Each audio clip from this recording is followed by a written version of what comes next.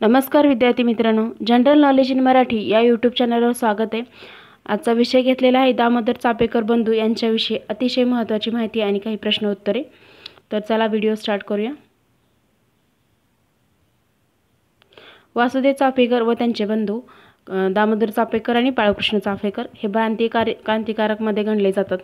वासुदेव चाफेकर यांचा जन्म 1880 मध्ये कोकणात ब्राह्मण कुटुंबात झाला आणि त्यांचे शिक्षण मराठी भाषेमधून झाले होते आणि त्यानंतर ते पुण्यामध्ये स्थायिक झाले। कोकणामधून ते पुण्यामध्ये चिंचवड येथे ते स्थायिक झाले। वासुदेव चाफेकर आणि दामोदर चाफेकर बाळकृष्ण चाफेकर यांनी राजकारणात क्रांतिकारक कार्यास भाग घेतला होता। त्यांनी भारतीय तरुणांना शस्त्राचे प्रशिक्षण दिले होते। पुण्यातील राजकीय घडामोडींना प्रेरित होऊन तिघा भावांनी क्रांतिकारक चळवळीकडे वळले आणि ब्रिटिशांनी आणलेला समती वयाच्या विधेयकास त्यांनी तीव्र विरोध केला होता। रॅडच्या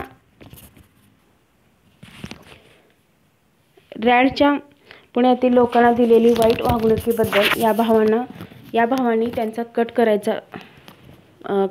करायचा रचला।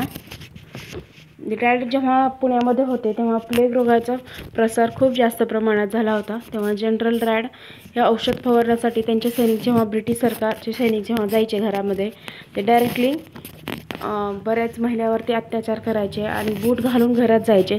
हे चाफेकर बंधू यांना अजिबात आवडले नाही, म्हणून त्यांनी रॅडचे वध करायचा कट रचला। त्यावेळी मुंबईमध्ये व्हिक्टोरिया राणीचा वाढदिवस म्हणजे हिरक महोत्सव साजरा करण्यात आला होता। तेव्हा व्हिक्टोरिया राणीचा पुतळा मुंबईमध्ये होता। त्या पुतळ्याची विटंबना चाफेकर बंधू यांनी केली होती आणि जेव्हा ते कोर्टामध्ये गेले ते स्वतः मान्य केले तेव्हा त्या ब्रिटिश सरकारला माहीत झाले।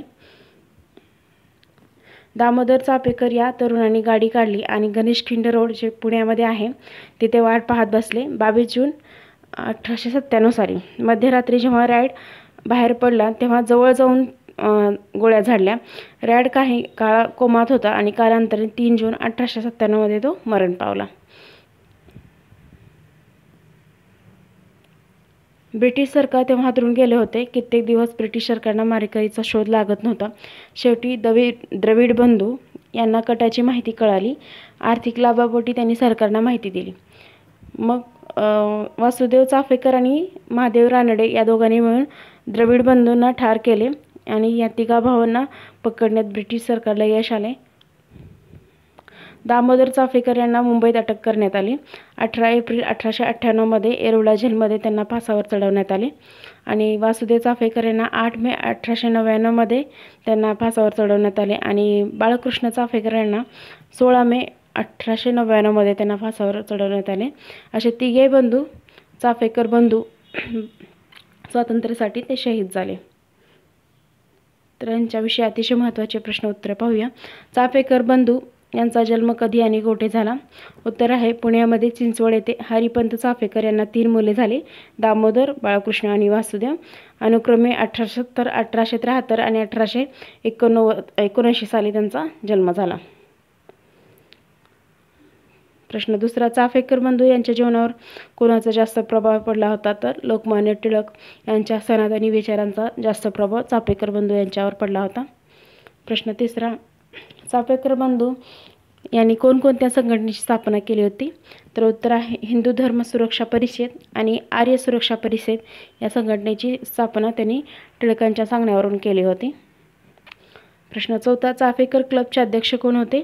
उत्तर आहे दामोदर चाफेकर हे चाफेकर क्लबचे अध्यक्ष होते। प्रश्न पाचवा, पुण्यामध्ये काँग्रेस सामाजिक परिषद जाळण्याचा प्रयत्न कोणी केला होता? 1895 मध्ये चाफेकर बंधू यांनी पुण्यामध्ये लोकमान्य टिळकांच्या सांगण्यावरून मंडप जाळण्याचा प्रयत्न केला होता। प्रश्न सहावा, मुंबईमध्ये व्हिक्टोरिया राणीची पुतळ्याची विटंबना कोणी केली होती? तर चाफेकर बंधू यांनी पुतळ्याची विटंबना केली होती। पुतळ्याला काळेपासून गळ्यात चपलाच्या माळा घातल्या होत्या आणि त्यानंतर पुतळ्याचे नाकही कापले गेले होते।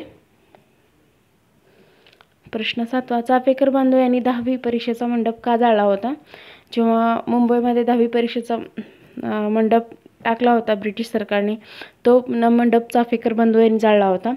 तर कशासाठी जाळला होता? तर प्लेग रोगाचा खूप प्रमाणामध्ये प्रसार होत असतानाही 10वीची परीक्षा घेऊ नये म्हणून 10वीच्या परीक्षेचा मंडप चाफेकर बंधू यांनी जाळला होता। प्रश्न 8वा, ख्रिश्चन धर्मप्रसारक फादर याला चाफेकर बंधू यांनी का चोप दिला?